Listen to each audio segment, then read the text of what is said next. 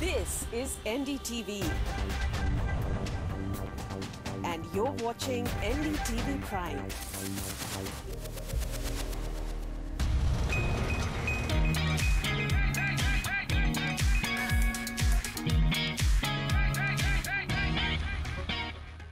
Welcome everyone to a brand new episode of CNB Bazaar Buzz. We are getting close to our second festive season of the year.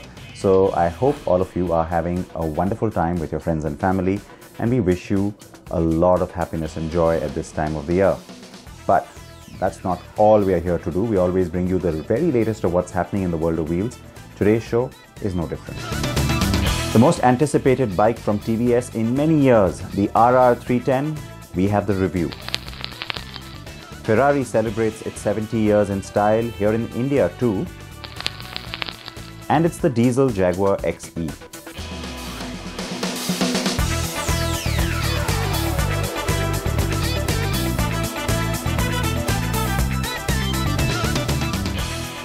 So the TVS bike is finally here. We spent months calling it the Akula. It is the RR 310 now as we know it, and it's been launched. It's been attractively priced. This is the bike that's come out of the collaboration with BMW. So much riding on it and so much excitement around it too.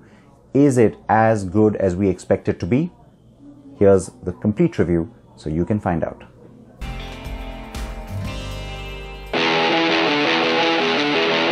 It looks stunning and boasts of engineering inputs with 35 years of racing experience and loaded with top-notch components.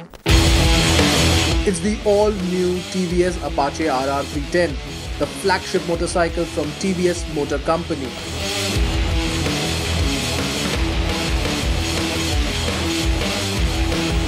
And we get some time with the new Apache Race Replica 310 around a racetrack.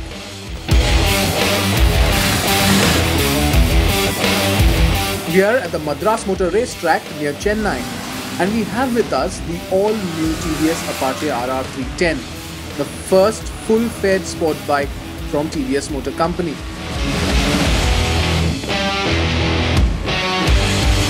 And that's the all-new TVS Apache RR 310. It looks absolutely stunning, doesn't it? Well, the engine is shared with the BMW G310R, but everything else on this bike is brand new. And it's got top-notch components as well. It's got upside-down carb forks, carb suspension, brand new switchgear, and a brand new vertically stacked all-digital speedometer, which gives you a lot of information really. Trip meters, fuel consumption, instantaneous fuel consumption. It's even got a lap timer if you're in the mood for riding on a track. Now TVS is positioning this as a premium motorcycle. It's the first full-fed motorcycle from TVS Motor Company, and it's designed to give you the best of both worlds really. You can ride in the street, you can go touring on it, and you can do occasional track riding also. It certainly has a lot of road presence and in fact looks like a bigger sport bike. And the attention to detail is evident from the bike's fit and finish and the premium components. The face has twin LED projector lamps flanked by LED blinkers on the fairing. There's a smartly designed LED tail light and a full digital vertically stacked instrument cluster.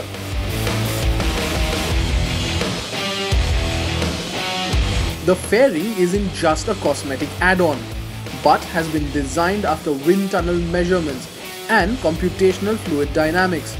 It's also designed to get cool air into the engine and hot air away from the ducts. The new TVS Apache RR 310 is actually as good as it looks. Performance is absolutely spot on and handling is totally brilliant. We've been riding this here at the MMRT all day today, and the bike gives you confidence to push further, lean more into corners. And the more you ride, the more confident you get.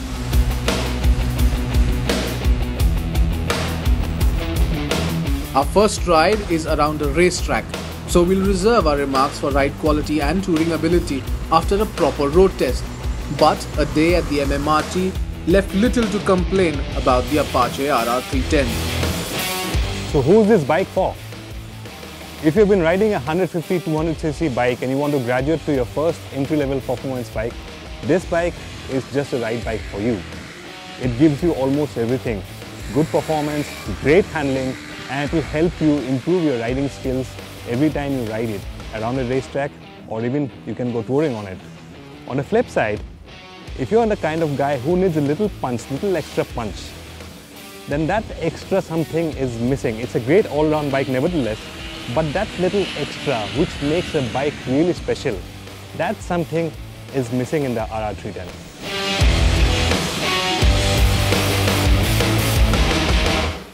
Ferrari is celebrating 70 years, and we brought you that celebration from its headquarters in Maranello just a few weeks ago. But it's also taking that anniversary celebration to other markets. Now here in India, there's been a lot that's happened in both Delhi and Mumbai, and we have all those details for you. It's quite the spectacle. Ferrari as an automaker and India have something rather important in common. Both were born in the year 1947, which means as India celebrated its 70th year as an independent nation, Ferrari celebrated its 70th anniversary as the world's most desirable automotive brand.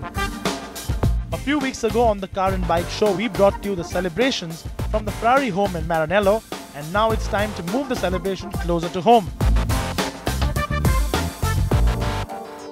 Now this is possibly the best way to spend a Sunday morning here in Delhi, with some red hot, literally red and hot metal.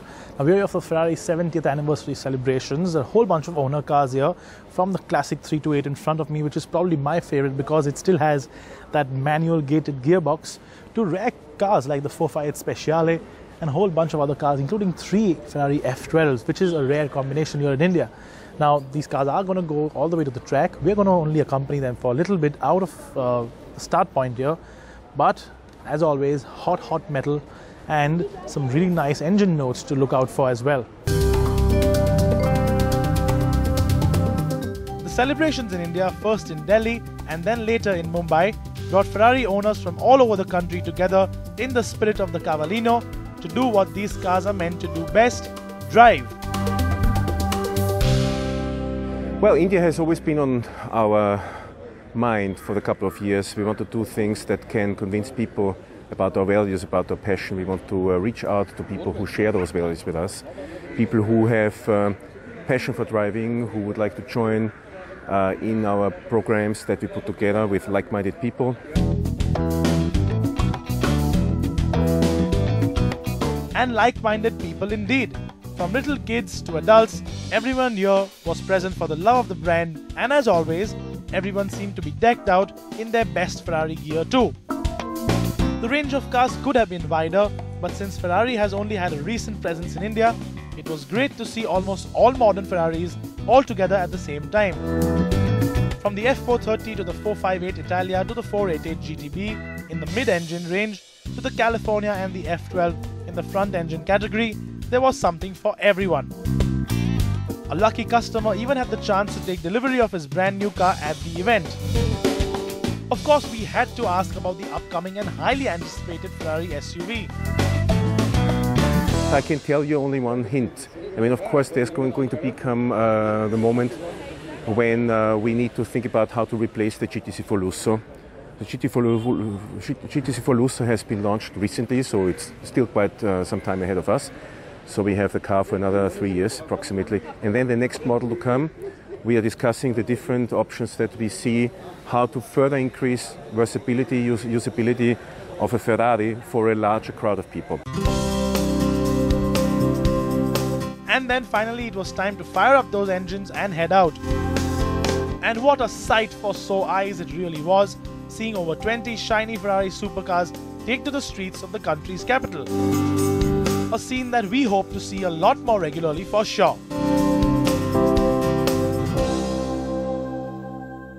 We'll take a very short break here on CNB Bazaar Buzz. We come back with plenty more, including a look at the new diesel Jaguar XE and answers to a lot of your questions. Stay tuned.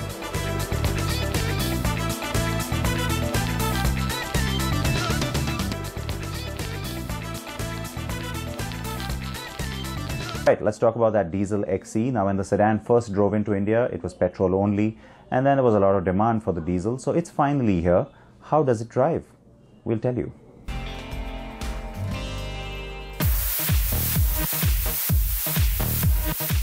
Jaguar XE has been around in India for over a year, and for most of its time it was only available with a 2-litre petrol engine. And this was one of its biggest Achilles heel, considering the fact that the Indian luxury car buyer still leans towards a diesel motor.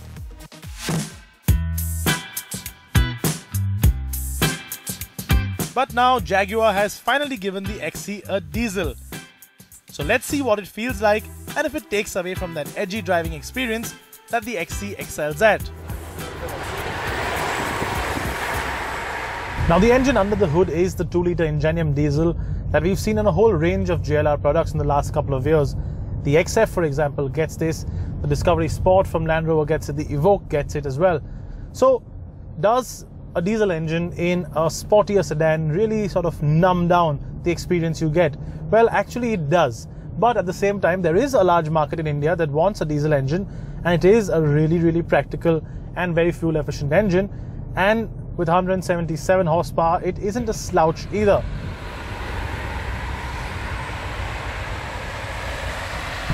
You also get upwards of 430 Newton meters of torque, but all that performance on paper doesn't really translate into a really quick car. 0 to 100 is dealt with in about 9 seconds, but strangely it actually feels much quicker, and that is because of that massive torque figure. It does get going really well when in gear or when you're rolling, and that's the main sort of plus point of the XE.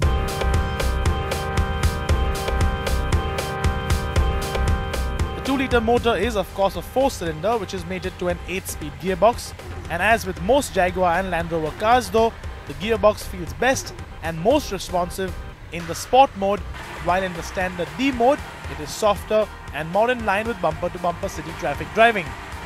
What is also important to note is that unlike the Discovery Sport that gets variants with the same engine in a lower state of tune with just 147 horsepower, all of the Jaguar XE Diesel variants, namely the Pure, Prestige and Portfolio, get the same 177 horsepower motor.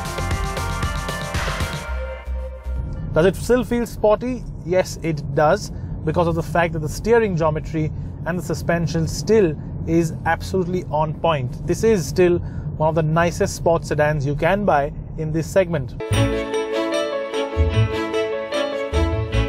Apart from the engine though, on the outside, there isn't anything really that distinguishes the Diesel XE from its petrol brethren.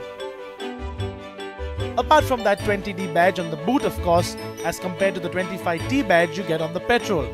The only other difference in terms of exterior appearance is the twin exhaust pipe setup as compared to the individual dual exhaust that the petrol gets.